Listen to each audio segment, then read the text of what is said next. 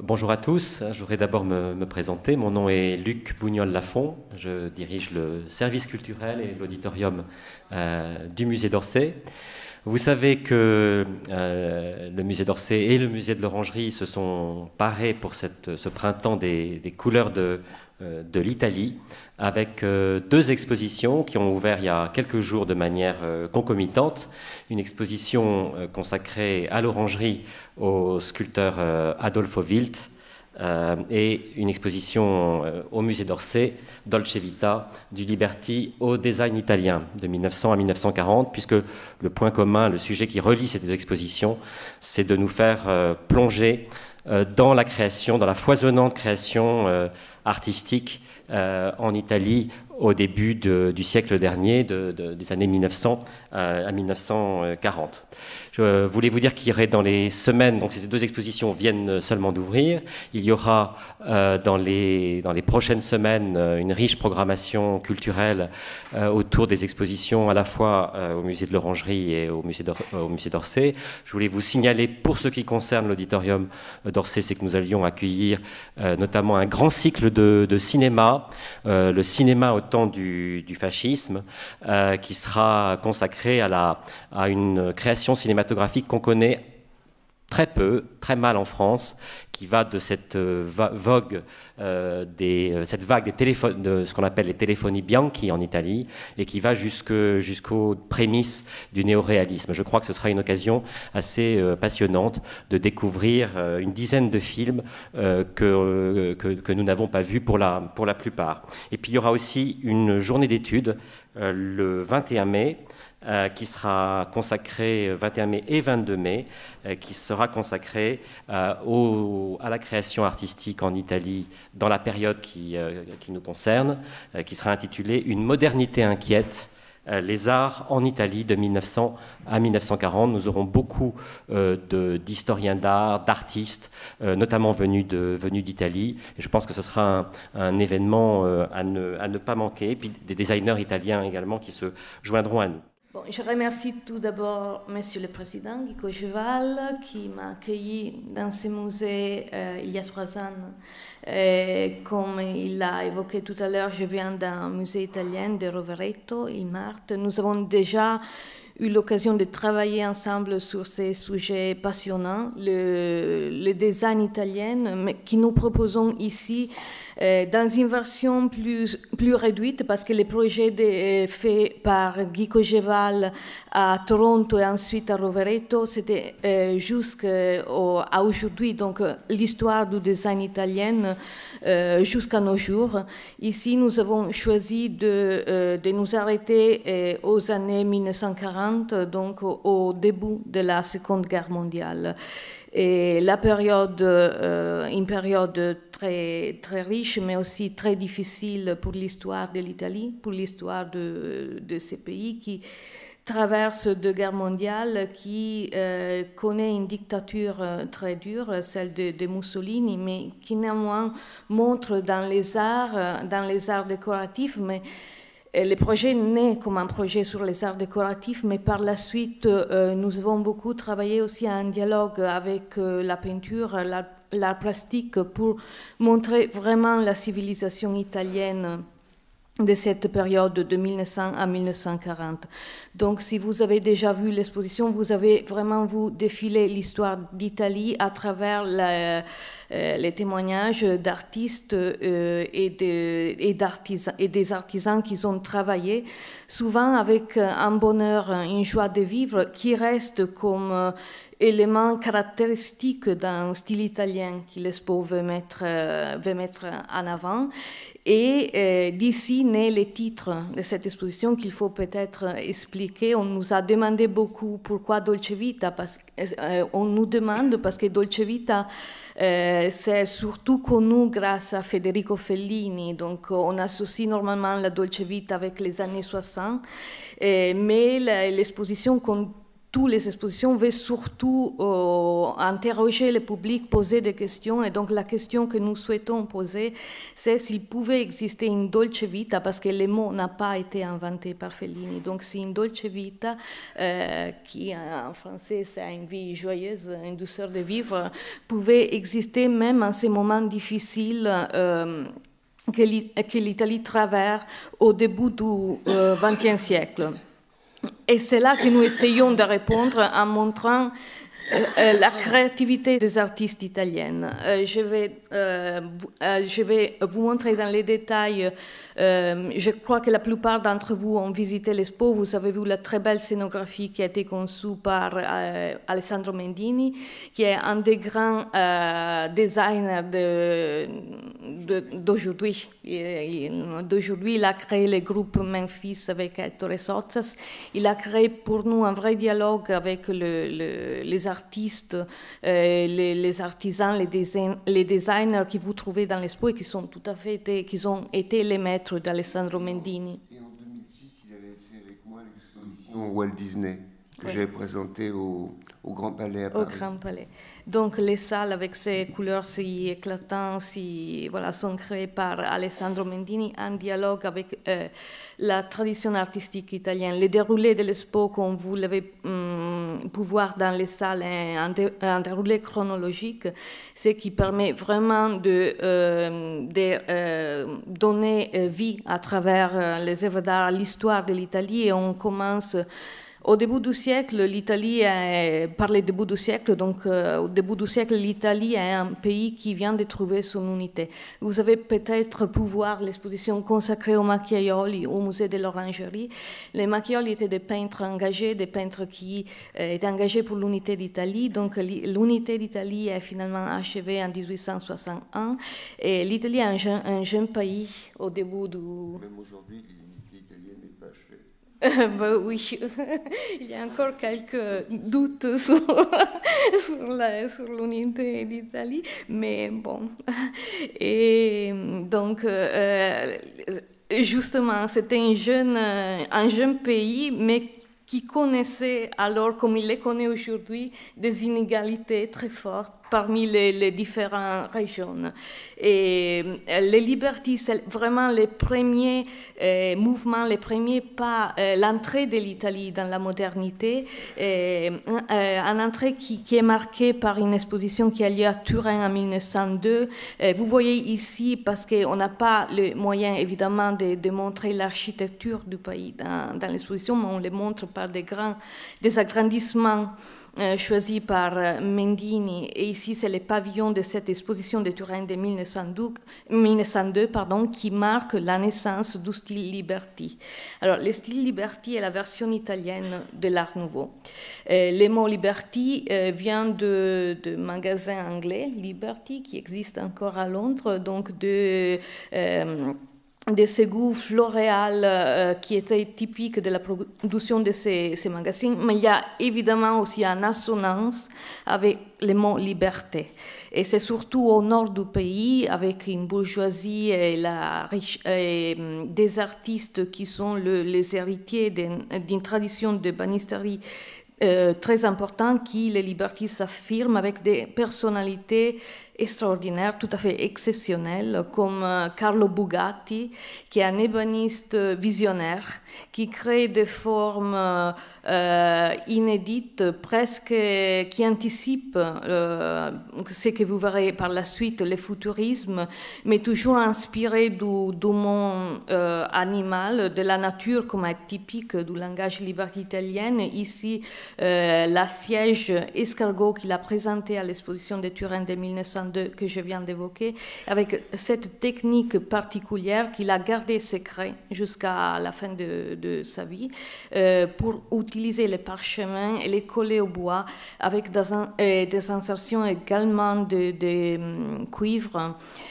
qui donnent lieu à ces formes dynamiques qui sont très typiques de cette inventivité que vous voyez même dans la psyché.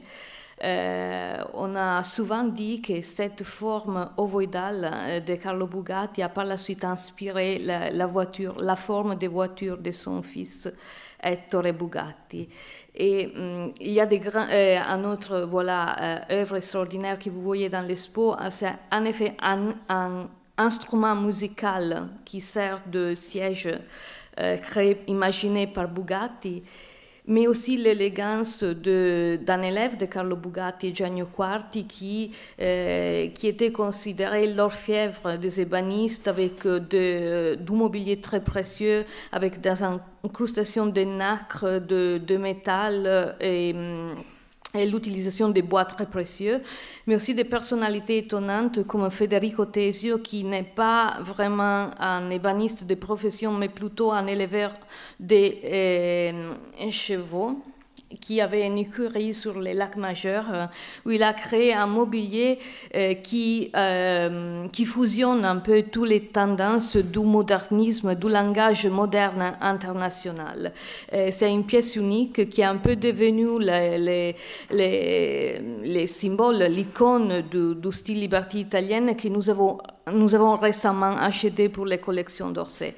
Comme je vous l'ai dit, l'exposition veut être surtout bâtie sur un dialogue entre les arts appliqués et la peinture. Et dans cette période, le renouvellement de la peinture italienne est confié aux artistes divisionnistes qui, à travers les moyennes, les études sur la lumière et l'optique, qui sont aussi à la base du pointillisme français renouvellent les langages picturaux et se rapprochent du symbolisme international. International dont nous avons ici un des grands représentants qui est tout à fait Giovanni Segantini, un des grands artistes italiens du XIXe siècle, un symbolisme inspiré par la nature qui devient les symboles des valeurs telles que la vie, l'amour, la mort, avec cette utilisation de la couleur divise par des touches qui se rapprochent du pointillisme. Dans Previati également, le symbolisme international qui s'affirme en ce moment en Italie. Et un tableau magnifique avec un cadre peint par l'artiste lui-même, où vous voyez comme cette technique permet de transformer, sculpté par l'artiste, pardon, et qui permet de transformer la vision de la nature, qui est encore très important pour les artistes italiennes, dans un symbole universel de l'écoulement de la vie. Les titres du tableau est les miroirs de la vie. Donc, ces passages de petits moutons au long d'un fleuve du Curione devient les symboles de la vie à travers la lumière que vous pouvez voir seulement vraiment un vrai qui se dégage des tableaux divisionnistes et qui tout à fait les amène vers un côté symboliste de la peinture. Et les libertés iconées des différentes déclinaisons, à Rome, les artistes sont très attentifs. Ils vont beaucoup, ils s'inspirent de la nature qui est encore très riche aux alentours de Rome, donc ils créent des objets modernes mais toujours inspirés par ces côtés bucoliques, la nature des campagnes qui devient quelque chose d'extraordinaire dans des œuvres comme ces Porte-fleurs d'Alberto Gerardi, également acheté pour les collections du musée d'Orsay, qui dans sa modernité semble anticiper les créations des artistes de l'arte pauvre. Vous savez, les artistes des années 60 qui ont se sont beaucoup inspirés de la nature, comme Pennone par exemple, mais aussi les renouvellements de la tradition de la céramique avec Galileo Chini. Et à Venise, la grande tradition du verre avec un artiste éclectique. En ce moment, il existe on arrive à une vraie fusion entre le rôle de l'artisan et de l'artiste.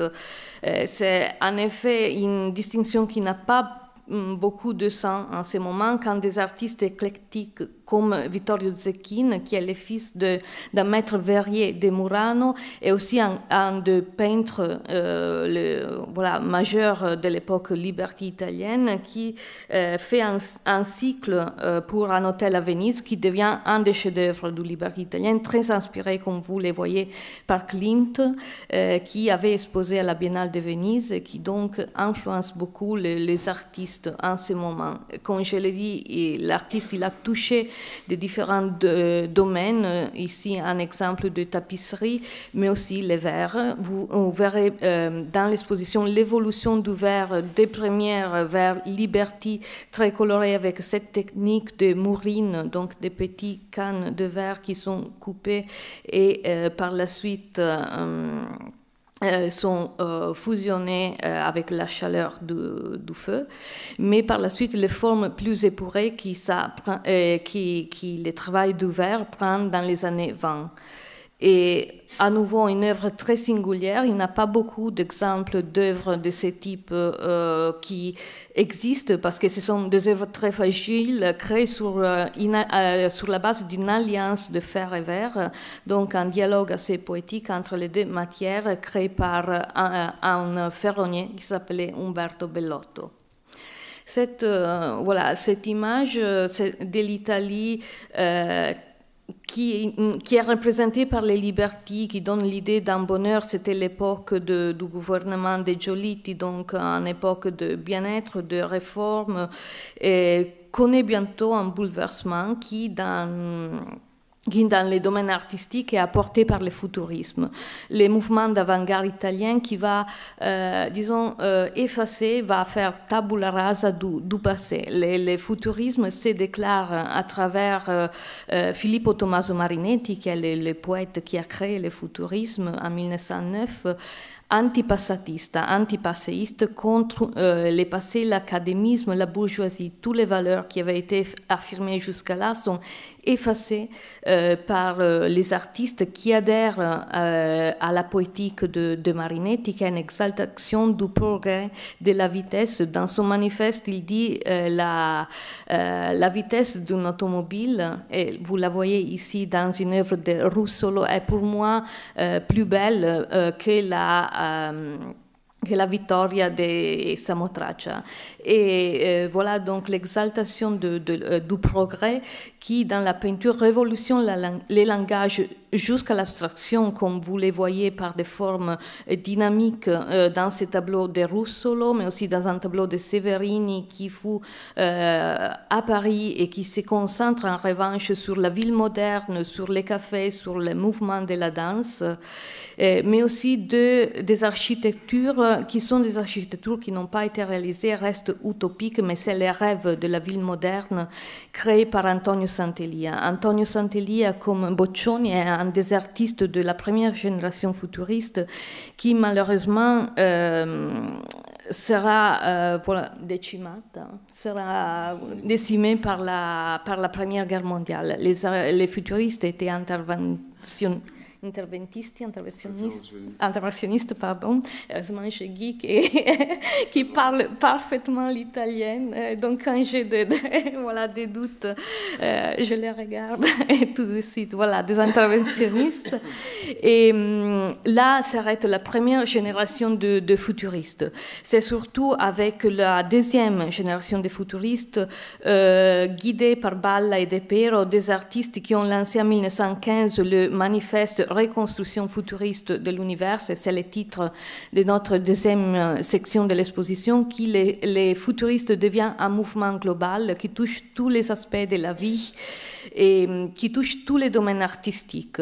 Vous voyez ici une étonnante salle à manger créée par Balla en 1918. Balla et De Pero ont donné vie dans leur ville où ils habitaient, Rome pour Balla et Rovereto pour De Pero. Il existe toujours la maison du magicien De Pero qui avait créé cet atelier où il crée tout un univers futuriste qui pour lui venait aussi de son expérience avec les ballets russes.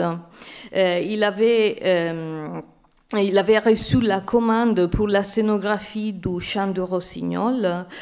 Et par la suite, même si par la suite il n'a pas réalisé cette scénographie, cette image fantastique d'une flore, d'une humanité et des animaux fantastiques revient toujours dans son œuvre et touche tous les domaines, tous les œuvres qu'il réalise dans son atelier. Des tapisseries, si vous l'avez vu dans les salles, c'est une tapisserie énorme cousue à la main par sa femme et ses collaboratrices dans son atelier, des jouets étonnants en bois et des gilets. Le futurisme, c'est un mouvement qui dure, qui commence en 1909 et ça, grâce surtout à Marinetti, ne s'arrête pas jusqu'aux années 40. Il y a des manifestes futuristes pour tous les domaines, pour le cinéma, la cuisine, la photographie, la mode, les affiches. Il devient vraiment une esthétique globale. Vous voyez les mêmes gilet porté par De Pero sur votre gauche et Marinetti à droite, ici à Paris en 1925, où cette production futuriste connaît un grand succès à l'Expo de Paris de 1925. Il renouvelle vraiment tous les domaines. Ici, des exemples de céramique aux formes inédites, voilà, qui changent complètement les formes traditionnelles de vases, voilà, des tasses futuristes empichées avec ces décors et ces formes très colorées qui sont typiques du dynamisme futuriste. Pour terminer la section futuriste avec une œuvre assez étonnante qui se rattache bien sûr du futurisme par l'idée d'une rotation à 360 degrés, mais c'est en effet en image le profil continu de Mussolini, en image de Benito Mussolini, du Dux, qui mélange d'un côté un langage classique inspiré par les Janus Bifronte et Bifronx, donc qui est typique aussi d'une rhétorique classiciste typique du régime, avec cette idée d'une rotation mécanique du futurisme, et ça devient le symbole, l'icône d'un dictateur qui tout regarde et qui tout suit avec son regard, et qui regarde tout, qui rien n'échappe. Exactement. Et si vous avez vu l'exposition Wild en même temps à l'Orangerie, vous avez vu une autre image, voilà, une image assez différente de Mussolini créée par le sculpteur Wild lui-même, même s'il n'était pas fasciste. En 1923, il reçoit la commande pour un buste de Mussolini qui représente un empereur romain. Et c'est là pour signifier, pour dire comme à ses débuts, Mussolini n'avait pas vraiment une idée, une vraie conscience artistique. C'est par la suite Margherita Sarfatti, cette critique très influente qui va devenir, disons, sa conseillère artistique, et laisse et autorise de différentes images, même de sa personnalité. Parce que cette œuvre a été fait breveter, est devenue un objet qu'on trouvait dans toutes les maisons du fascisme à l'époque en Italie. Et c'est une image de grande modernité qui est reprise par les artistes jeunes aujourd'hui par sa grande modernité. On peut pas, voilà, l'histoire d'Italie est aussi, on peut pas ne pas parler de la métaphysique, même si elle n'a pas vraiment touché les domaines des arts décoratifs. C'est de toute façon un moment très singulier, très de l'art italien.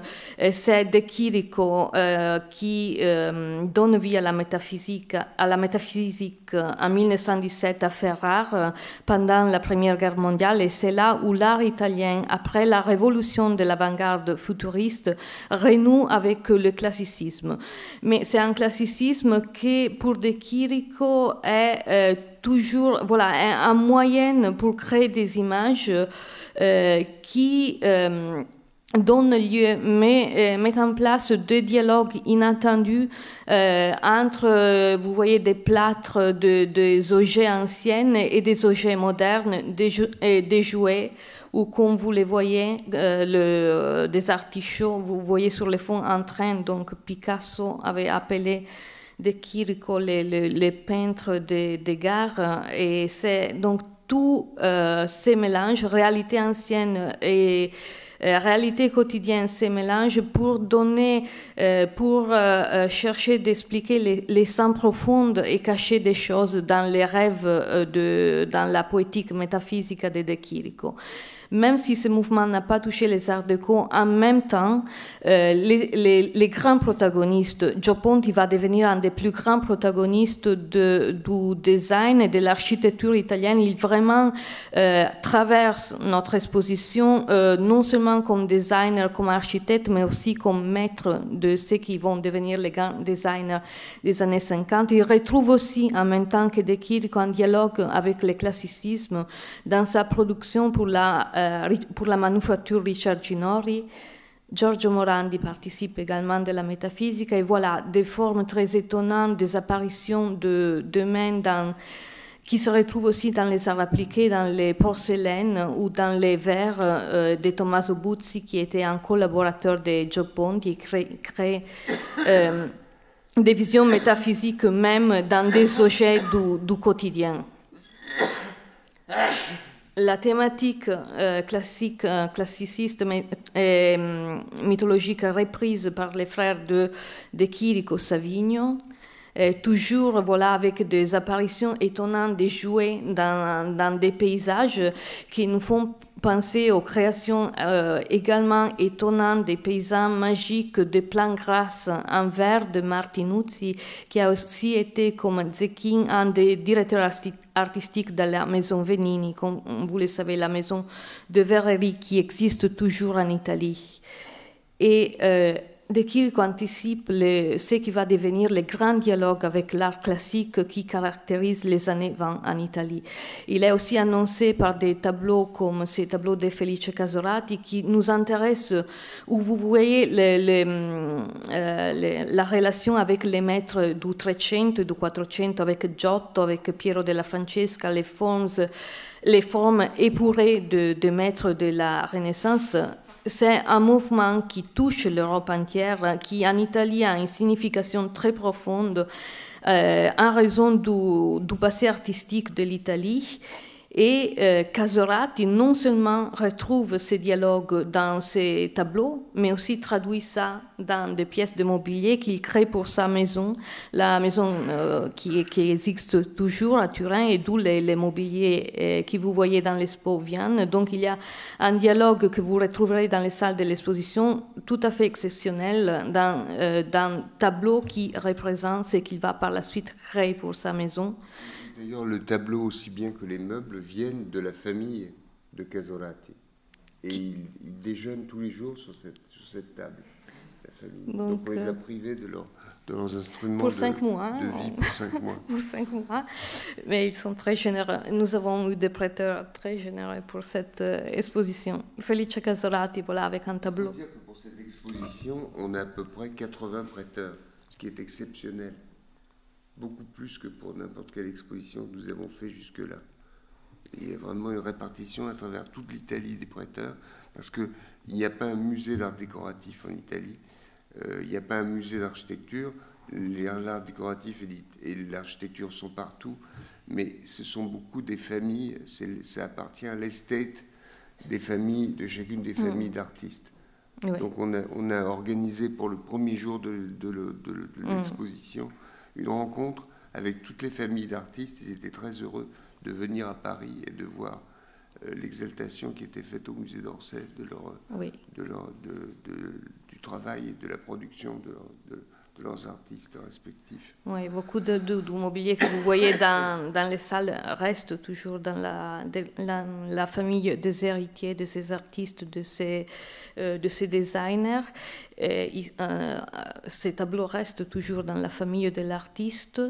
Et vous voyez le dialogue avec Piero della Francesca, qui devient en ce moment un des grands inspirateurs de ces dialogues avec le passé, qui se retrouve, voilà, qui touche à nouveau tous les domaines. Gio Ponti crée du mobilier avec des formes très classiques, mais justement, Guy évoquait tout à l'heure qu'il n'y a pas un musée d'art décoratif en Italie. Et il y avait un musée consacré à Richard Ginori, à la manufacture Richard Ginori, qui vient de fermer. Et donc, nous avons présenté des pièces magnifiques nous avons eu la possibilité de présenter des pièces magnifiques de ce musée qui malheureusement a fermé ici à Paris. Gio Ponti interprète ces dialogues avec les passés d'une façon très ironique, avec deux personnages qui sont à la fois classiques, avec beaucoup d'ironie.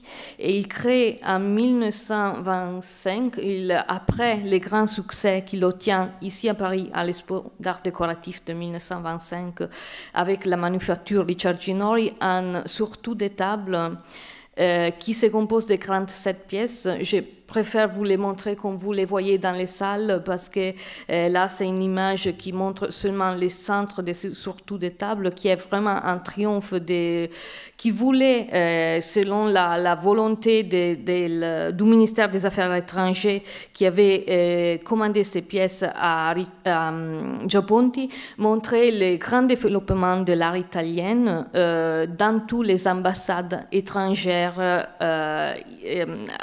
dans toutes les ambassades étrangères. Seulement 2 pièces existent encore dans leur intégralité. Un se trouve au musée Richard Ginori chez une collection particulière à Venise. Et on me dit que l'ambassade de France apparemment encore sont surtout des tables, mais on ne les retrouve plus. Et, il y a des personnes qui m'ont dit l'avoir vu ici à l'ambassade de France il y a quelques années. L'ambassade d'Italie à Paris, pardon, l'ambassade d'Italie à Paris. L'ambassade d'Italie à Paris. Et ces mouvements, ces dialogues avec le maître ancien, c'est une critique d'art. Margherita Sarfatti, qui est, comme je l'évoquais tout à l'heure, était la conseillère et la maîtresse de Mussolini, qui va donner une cohérence à ces mouvements de retour au classicisme, et va donner une cohérence, et ces mouvements, grâce à l'action critique de Margherita Sarfatti, sera identifié par la suite avec les langages du fascisme, même si les années 30 en Italie présentent une situation très complexe. Il y aurait aussi un grand développement du mouvement rationaliste, un dialogue ininterrompu, toujours très équilibré entre classicisme et rationalisme, mais en ce moment, c'est Novecento, le mouvement créé par Margherita Sarfatti, qui représente, disons, les langages officiels en Italie, et vous le voyez dans ces tableaux magnifiques de Oppi, un portrait de sa femme sur fond de Venise, qui encore nous mettons en relation avec la redécouverte des formes classiques aussi dans la production du verre. C'est Zekin, le même artiste que vous avez vu au début de la saison Liberty, qui retrouve des formes tout à fait épurées et inspirées des formes anciennes. Mais ces dialogues avec le classicisme prennent aussi des connotations un peu inquiétantes, qui parlent d'une inquiétude du regard contemporain, qui sont surtout auxquelles donne vie, desquels est surtout l'interprète Antonio Donghi, un des grands artistes des années 20 et 30 en Italie, qui réalise des images très troublantes, qui en Italie on a appelé réalisme magique. C'est tout à fait un réalisme qui, même par sa précision de contours, cette peinture si lisse nous apporte dans une dimension atemporelle. Un critique de l'époque disait que dans les tableaux de Donghi, il y a un manque d'air qui nous trouble. Et Donc, il a beaucoup regardé les cinémas muets. Il a passé une période aux États-Unis.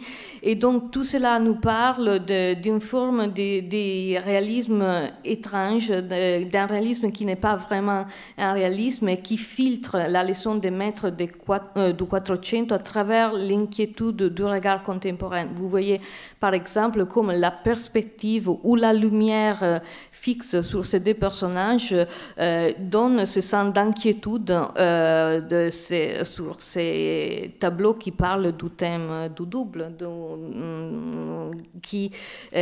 on s'interroge lequel des deux est vraiment le clown entre les deux, si c'est lui qui est déguisé en clown ou celui qui est plutôt habillé en chef d'orchestre.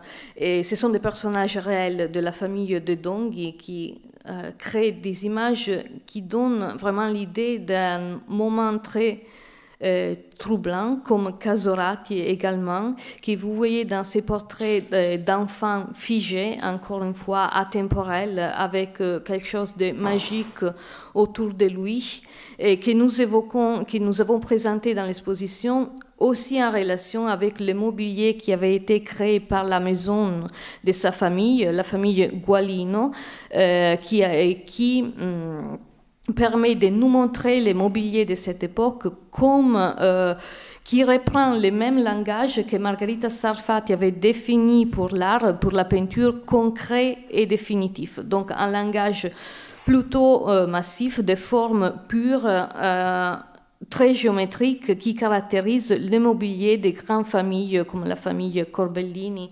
à Milan, dans ces mobiliers réalisés par Piero Portaluppi. Mais en même temps, des pièces de mobilier assez étonnantes sont créées par des artistes qui sont aussi les auteurs des commandes officielles du régime fasciste. Marcello Piacentini. On comprend quand on voit ces photos le travail qu'on a fait dans le catalogue pour avoir des bonnes photos. Oui. Oui. C'est tragique, toutes ces photos sont tragiques, elles sont mal éclairées. Oui. C'est les photos qu'on nous a données pour travailler, mais on a dû faire des photos systématiquement et sillonner toute l'Italie pour rapporter des bonnes photos avec un bon éclairage. Oui. Que vous avez dans le catalogue. Mais surtout, voilà, de voir les œuvres dans les salles. C'est un rouge étonnant, tout à fait inédit pour une œuvre de Marcello Piacentini qui a été créée pour une commande privée parce que c'était fait pour la maison de Fiammetta Sarfati, qui était la fille de Margherita Sarfati, et nous montre la liberté avec laquelle un architecte qui était très lié au fascisme, parce que vous voyez ici l'université de Rome créée par Marcello Piacentini, donc les langages magniloquents de ces commandes officielles qui n'a rien à voir avec le mobilier presque encore futuriste ou proche d'une interprétation très ironique de l'art déco qu'il crée pour une maison privée. Et vous voyez, on m'a donné... excusez-moi, je reviens en arrière. Voilà, je voulais vous montrer juste au milieu de cette image Athéna par Arturo Martini, dont nous avons l'esquisse dans les salles de l'exposition. Et vers les années 30, bien sûr, c'est les côtés officiels de l'art qui devient les protagonistes d'un discours sur l'art italien que nous avons fait dans les salles de l'exposition, et qui trouve des expressions magnifiques aussi dans l'architecture, comme dans les palazzo della civiltà italiana, qui dans l'expo est évoqué dans l'exposition est évoqué à travers un agrandissement, et qui introduit les thèmes de l'Eur d'un quartier de Rome qui avait été créé en 1942, donc après 20 ans après la prise du pouvoir de Mussolini avec la marche sur Rome, pour la célébration du fascisme. nous avons dans l'exposition deux pièces qui viennent encore de l'Eur. Ce quartier de Rome n'a pas été réalisé, n'a pas été accompli à cause de l'entrée de l'Italie en guerre. Donc il reste voilà, comme témoignage d'un rêve de grandeur du fascisme qui a été, voilà, qui a été complètement annulé par la guerre. Il reste néanmoins des bâtiments, des palais, des bureaux qui ont été créés par les plus grands par les plus grands architectes et designers de l'époque qui avaient été appelés à collaborer pour la création de l'Eur. Et vous voyez ici les bancs pour un salon de visiteurs de bureaux qui s'appelait E42, voilà les acronymes des expositions universelles de 42. Guglielmo Ulrich, un artiste, un architecte et designer très très raffiné qui sera un des grands protagonistes des années 50, qui déjà anticipe des formes de grande modernité avec ses bancs pour les palais des bureaux de l'Eur à Rome. Il existait 12 exemplaires, il ne reste qu'un seul aujourd'hui, mais un témoignage très important de ce moment en Italie. Comme je le disais, c'est un moment où il y a un dialogue entre les différentes disciplines artistiques encore possible. Et ici, les témoigne la maison du fascio, la maison du fascisme créée par un architecte rationaliste, Terragni à Como, avec des formes très épurées qui se rapprochent des mouvements internationaux de l'architecture rationaliste. La maison du fascio avait été créée sur commande évidemment de Mussolini, avec des formes qui maintenant nous étonnent pour leur modernité, et avec des décors dont nous avons des exemples dans l'exposition faits par des artistes abstraits. Et c'est là, c'est exactement en ce moment avec la liberté, même la liberté de regarder aux tendances les plus avancées de l'art européen, qui se posent les bases pour ce qui deviendra le langage de l'après-guerre. Donc notre expo se termine avec un message de modernité, avec un message d'innovation créé par ces artistes qui, pour des commandes, même dans les contextes du fascisme, réalisent des sièges comme la siège de Terragni pour la maison toujours du fascio à Como, qui ressemble de façon extraordinaire au fauteuil créé par Gaio Lenti ici pour les bureaux du musée d'Orsay, et des pièces uniques créées par un grand designer, Franco Albini, comme cette radio transparente qui crée en verre avec deux plaques de verre qui laissent transparaître les éléments, le mécanisme de la radio, ou la lampe Biglia par Gioponti qui se compose d'un sphère et d'un cône en acier qui a été créé, inventé par l'artiste en 1931, mais qui a été jugé trop moderne pour l'époque et donc mise en production seulement pendant les années 60, toujours en dialogue avec l'abstraction qui s'affirme en ce moment en Italie, surtout à Como et à Milan, avec des artistes qui seront les protagonistes de l'art de l'après-guerre. Et Fausto Melotti, notamment, est un des élèves de Wild, d'Adolfo Wild, du sculpteur que vous pouvez découvrir à l'Orangerie. Et donc, il y a vraiment une continuité qui, même si est interrompue par la guerre, pose maintenant les racines du grand design, de ce que les Américains ont appelé le good design de l'après-guerre des années 50 en Italie, que nous souhaitons évoquer dans l'exposition avec cette pièce très ironique, encore une fois très joyeuse, de Franco Albini, un fauteuil à bouscule, un fauteuil dit télésiège qui avait été présenté à la Triennale de Milan de 1940. C'est la dernière Triennale avant la guerre, c'est la dernière affirmation de la créativité italienne avant la guerre, avec cette salle, une salle de séjour pour une villa d'Albini qui était vraiment un hymne, un symbole de bonheur, une salle qui était à moitié bâtie à l'intérieur voilà, d'une salle, mais avec les sols en pelouse, donc intérieur, extérieur, une créativité sans limite qui encore s'y affirme un moment avant la catastrophe qui sera la Deuxième Guerre mondiale et qui interrompt mais ne met pas fin à cette créativité italienne qui dure jusqu'à nos jours.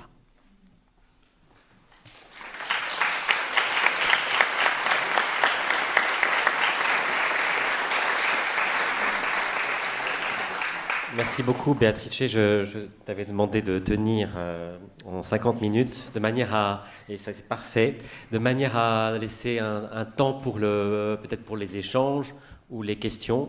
Donc je crois qu'il y a des micros qui doivent circuler dans la salle. Ils vont arriver, mais enfin, on peut peut-être commencer. Est-ce que vous avez des questions à poser ou des remarques à faire sur cette exposition? Tout ça est tellement nouveau pour tout le monde. Peut-être que je ne sais pas si c'est tellement foisonnant. Peut-être que ça intimide tant de nouveautés, tant d'œuvres qu'on n'a jamais vues à Paris. Est-ce que peut-être même je vois qu'ici on a très gentiment et généreusement donc beaucoup de gens du musée aussi qui sont venus regarder, écouter un petit peu toute cette présentation. Est-ce que ça inspire justement par rapport à nos collections? Y a-t-il des choses à dire sur le dialogue entre ce que nous possédons au musée d'Orsay et ce que présente cette exposition? Évidemment, nous avons sauté le pas par rapport à l'obligation qui nous est faite de rester, de ne pas dépasser la Première Guerre mondiale. On s'est allègrement vautré dans la possibilité de gambader jusqu'aux années 1940, parce qu'on n'a pas tellement de concurrents sur la place de Paris. Il n'y a aucun autre musée qui s'intéresse au design, à l'histoire du design au cours du XXe siècle. Et donc cette liberté nous a été donnée. C'est une liberté exceptionnelle, parce que le design n'intéresse pas grand monde à Paris, à part le musée des arts décoratifs. Et le Centre Pompidou n'a jamais montré un très grand intérêt pour le design au XXe siècle. Et donc la porte est ouverte pour que le musée d'Orsay occupe le terrain. Et je pense qu'on le fait assez bien avec cette exposition historique très sérieuse et qui montre des tableaux très importants, des sculptures très importantes, et la convivialité entre peinture et sculpture, entre peinture, sculpture, art décoratif, pendant cette saison assez exceptionnelle de l'art italien. Moi, je voulais demander à Guy Cocheval, justement, au sujet de nos collections. C'est que, vous savez qu'il y avait eu une exposition, 7 ans de réflexion, il y a quelque temps, sur la politique d'acquisition ces dernières années au musée d'Orsay. Est-ce que le musée a acquis beaucoup d'œuvres, soit en art décoratif, soit en peinture, qui relèvent de cette période de créativité, de création en Italie? On ne peut pas dépasser la date de 1914-1920. On a acquis l'arbre magnifique de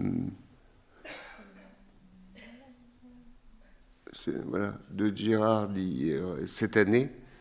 On n'aurait jamais acquis une œuvre pareille il y a quelques années au musée d'Orsay, mais c'est intéressant de progresser dans le temps et de progresser dans la diversité de la collection. Je pense que c'est vraiment très intéressant. D'ailleurs, on l'a fait en pleine entente avec le Centre Pompidou. Le Centre Pompidou n'a pas un seul Casorati digne de ce nom, n'a pas un seul... il y a quelques De Chirico, quelques Russolo qui nous ont été prêtés pour l'exposition. Et sinon, on a pris les autres œuvres de Donghi, en particulier, qui est la grande vedette de l'exposition. C'est la grande révélation de cette exposition. Et c'est un artiste merveilleux. Le réalisme magique, c'est vraiment une des périodes les plus extraordinaires de l'histoire de l'art du XXe siècle. Et c'était important de rendre justice à ce mouvement très secret, très étrange, très bizarre, et qui n'a pas du tout été fidèle au fascisme tonitruant qui était sur la place publique à la même période. Vous avez un certain nombre d'artistes qui manifestent leur antifascisme en se réfugiant dans une peinture italienne très classique. C'est le cas de Casorati. Il n'est pas particulièrement antifasciste, mais il est moins ouvertement fasciste que ne le sont d'autres artistes, comme Sironi par exemple, qui lui est franchement ouvertement fasciste, il le restera jusqu'à la fin de sa vie. J'ai une question par rapport à l'exposition Les réalismes qui avait été montrée au Centre Georges Pompidou il y a déjà assez longtemps. 81, bon. Est-ce que justement vous pensez qu'il y aurait la nécessité de refaire une exposition plus précisément sur cette peinture figurative qui manque d'air, comme disait, où on sent qu'il y a une sorte d'étouffement comme ça, d'atmosphère étouffante? Oui, sûrement. Ça me paraîtrait très important de refaire le point 40 ans après et refaire une exposition, mais on a été peu nombreux d'avoir vu l'expo sur le réalisme. Je m'en souviens encore, mais je m'en souviens parce que j'ai une bonne mémoire. Mais ça fait quand même aujourd'hui 35 ans. Mais comme Guy justement disait, et je trouve que c'est très intéressant en Italie, cette question du classicisme qui est en même temps prônée par Margherita Sarfatti comme langage qui cherche de donner une légitimité voilà, au fascisme en tant que voilà, héritier d'un classicisme romain, voilà, du passé glorieux de l'Italie, mais en même temps c'est aussi un refuge pour les artistes, en façon de trouver, de chercher une modernité qui est en dialogue aussi avec le passé et un refuge qui n'est pas atteint par la recherche d'un langage officiel qui est typique des régimes. Mais enfin, tous les régimes, on ne peut pas vraiment parler d'une seule façon. Ce qui se passe en Italie, c'est très différent de ce qui se passe, par exemple, en Allemagne. En Italie, on n'a pas connu, par exemple, voilà, une vraie opposition ou une vraie contestation d'une art dégénérée. Et donc, je crois que c'est intéressant de montrer aussi les différentes façades, les différents que ce mouvement a pris en Italie en cette période si complexe du point de vue social et politique. Béatrice a beaucoup parlé de Margherita Sarfatti. Il faut savoir que Margherita Sarfatti a une grande influence sur Mussolini jusqu'en 1931-32, et à partir de 1931-32, elle perd cette influence jusqu'à ce que qu'en 1938, elle soit obligée de courir à toute vitesse, prendre le train pour se disparaître en Suisse, et elle prendra ensuite le bateau pour disparaître en Argentine, à cause des lois antisémites. Parce qu'elle était juive, elle venait d'une famille juive de Venise. Ce qui montre le caractère complètement intolérant du fascisme, que le fascisme va acquérir ouvertement à partir des années 30, à partir de la fin des années 30. Mais ce n'est pas tout à fait le visage qu'il veut donner au début des années 30. Au début des années 20. D'autres questions? Écoutez, merci beaucoup. Merci à Guy Cocheval et à Beatrice Avanzi pour cette présentation passionnante qui nous invite à aller voir ou revoir cette exposition. Merci à tous.